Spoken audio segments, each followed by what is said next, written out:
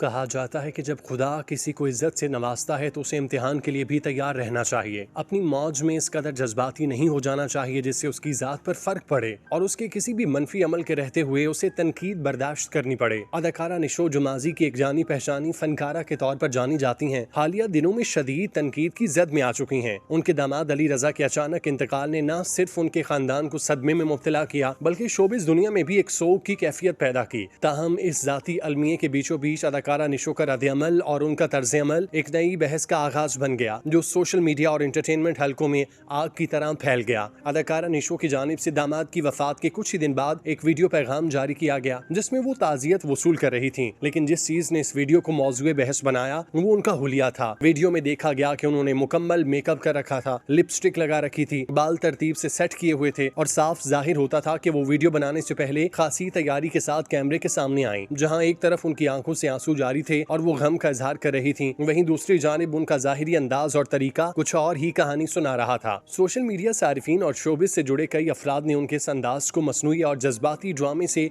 भरपूर करार दिया। लोगों ने ये सवाल उठाया कि एक माँ जैसी उम्र की खातून जो हाल ही में अपने दामाद को खो चुकी हो, वो इतने मेकअप और सजावट के साथ कैसे कैमरे का सामना कर सकती है। ये सवालात सिर्फ तनकीद की सूरत में सामने नहीं आए बल्कि एक वसी अखलाकी और समाजी बहस का हिस्सा बन गए कि क्या सो के ऐसे मौके पर जाहिरी रख रखाव और बनाओ सिंगार की कोई गुंजाइश बाकी रहती है या नहीं। नुक्ता चीनी का सिलसिला वहीं तक नहीं रुका। हालात उस वक्त मजीद पेचीदा हो गए जब अदाकारा निशो ने मारूफ मेजबान ताहिर सरवर मीर के एक प्रोग्राम में शिरकत की जहां मारूफ गुलकार रफी को खिराजे तहसीन पेश किया जा रहा था। इस तकरीब के दौरान एक मौका ऐसा भी आया जब निशो बेगम स्टेज पर चढ़ आईं, मौसीकी की धुनों पर झूमती ठुमके लगाती नजर आईं। ये मनाजिर कैमरे की आंख ने कैद किए और जल्द ही सोशल मीडिया पर गर्दिश करने लगे। तनकीद का तूफान एक बार फिर उठ खड़ा हुआ। देखने वालों का कहना था कि जो खातून कुछ दिन पहले ही अपने दामाद की वफात पर आबदीदा हो रही थी वो अब गानों पर रक्स करती हुई किस गम का मातम कर रही है। बाज ने कहा कि ये सब एक सोचे समझे मंसूबे के तहत किया गया ताकि मीडिया कवरेज हासिल की जा सके और सोग जैसे हसास मौके को एक ड्रामाई मवाद में बदल कर खुद को खबरों में रखा जाए। लोगों ने निशो की वीडियो को न सिर्फ दिखावे का नाम दिया बल्कि उन पर शदीद इल्जामात भी आयद किया कि वो दामाद की मौत को कैश करवा कर सस्ती शोहरत हासिल करना चाहती हैं। अदाकारा निशो पर होने वाली ये तनकीद न सिर्फ उनके फनी मकाम पर असर अंदाज हो रही है बल्कि ये सवाल भी उठा रही है कि क्या हम एक ऐसे मुआशरे में रह रहे हैं जहां दुख और सोग भी कैमरे की आंख के लिए परफॉर्मेंस बन चुके, या फिर क्या हम किसी की अंदरूनी कैफियत और जज्बात को सिर्फ उसके जाहिरी अंदाज से जांचने लगे हैं। ये वाकया बिलाशुबा बहुत से अखलाकी, समाजी और नफ्सियाती पहलुओं को उजागर करता है, लेकिन एक बात तय है कि शोबिस की दुनिया में दुख और जज्बात भी अब अवामी राय की कसौटी पर परखे जाते हैं। निशो बेगम इस तमाम सूरत हाल पर खामोश हैं या शायद अपनी सफाई पेश करने का वक्त चुन रही हैं, लेकिन जो दाग एक बार शोहरत की चमकती दुनिया में लगता है वो सिर्फ वजाहतों से नहीं वक्त और अमल से मिटता है। इस पर अदाकारा का बयान भी सामने आया जिस पर उन्होंने वजाहत देते हुए कहा, पाकिस्तान शोबिस इंडस्ट्री की सीनियर अदाकारा निशो बेगम ने अपने दामाद की वफात के बाद सोशल मीडिया पर तनकीद का जवाब देते हुए कहा कि गम की कैफियत को किसी के लिबास या अंदाज से नहीं परखना चाहिए। मेकअप और मेहंदी गम की अक्कासी नहीं करते। निशो बेगम ने वजाहत की कि उनके दामाद को अचानक हार्ट अटैक हुआ, वो किसी किस्म की बीमारी में मुब्तला नहीं थे, उनकी वफात बिल्कुल गैर मुतवक्की थी। उन्होंने कहा कि मैं पहले से मेहंदी लगा चुकी थी तो क्या मैं उसे छुरी से खुरच कर उतारती। उनका कहना था कि मेकअप, खुले बाल या मेरी मेहंदी मेरे गम को नहीं जाहिर करते। लोग बस ये देख लेते हैं कि आप कैसे नजर आ रहे हैं मगर ये नहीं समझते कि दिल में क्या तूफान चल रहा है। मैं पहले से मेहंदी लगा चुकी थी और एक अचानक हादसे ने सब कुछ बदल दिया। खुदारा दूसरों के दुख का मजाक न बनाएं। निशो ने कहा कि दूसरों की तकलीफ को समझने की कोशिश करें, जाहिरी शक्लो सूरत पर न जाएं। हर किसी के गम की गहराई अपनी होती है, हमें उसका एहतराम करना चाहिए। वाज़ेह रहे कि निशो बेगम अपने छोटे दामाद की अचानक वफात पर गम में मुब्तला हैं। उन्होंने अपने दामाद की अचानक वफात की खबर यूट्यूब पर शेयर की जिसमें अदाकारा ने मुकम्मल मेकअप किया हुआ था। इस खबर पर जहां कई लोगों ने उनसे अफसोस का इजहार किया, वहीं कुछ अफराद ने उनके खुले बालों, मेकअप और हाथों पर लगी मेहंदी को तनकीद का निशाना बनाते हुए कहा, इतने बड़े सदमे में होते हुए वो इतनी तैयार कैसे हो सकती हैं। अदाकारा निशो ने हमेशा ऐसी चीजों से शोहरत तो समेटना चाहिए लेकिन उन्हें ऐसे होछे हथकंडों की वजह से कई बार तनकीद भी बर्दाश्त करनी पड़ी। उन्होंने हमेशा खुद को कवर किया और मुख्तलिफ लॉबीज के जरिए मामलात को दबाने की कोशिश की। अदाकारा निशो ने कई बार जाती तनकीद तो बर्दाश्त की लेकिन अब की बार बर्दाश्त न करते हुए उल्टा तनकीद करने वालों पर ही फट पड़ी। गो के उन्होंने इंतहाई मुनासिब अल्फाज में जवाब दिया, लेकिन उनका ये भी कहना था कि तनकीद करने वाले करते रहेंगे लेकिन ये उनकी जाती जिंदगी है जिसमें कोई दखल अंदाजी का हक नहीं रखता। अदाकारा निशो जिन पर लोगों ने इस कदर तनकीद की आज इस दौराहे पर खड़ी हैं कि उन्हें आम लोगों तक की बातों के जवाब देने पड़ रहे हैं और उनकी एक वीडियो नहीं उन्हें इस कदर बदनाम कर दिया जिसकी हद सामने ना आ सकी। निशो, जिनका असल नाम बिल्किस खानुम है, 13 अगस्त 1954 को गुजरात, पंजाब में पैदा हुई। उन्होंने पंजाब यूनिवर्सिटी से तालीम हासिल की और इब्तदा में स्कूल के थिएटर से अदाकारी का सफर का आगाज किया। फिल्मी दुनिया में उनकी शुरुआत 1970 की फिल्म बाजी से हुई। बाद अज़ां वो कराची मुंतकिल हुई, जहां उन्होंने बॉलीवुड की कई मशहूर फिल्मों में काम किया, जिनमें रंगीला,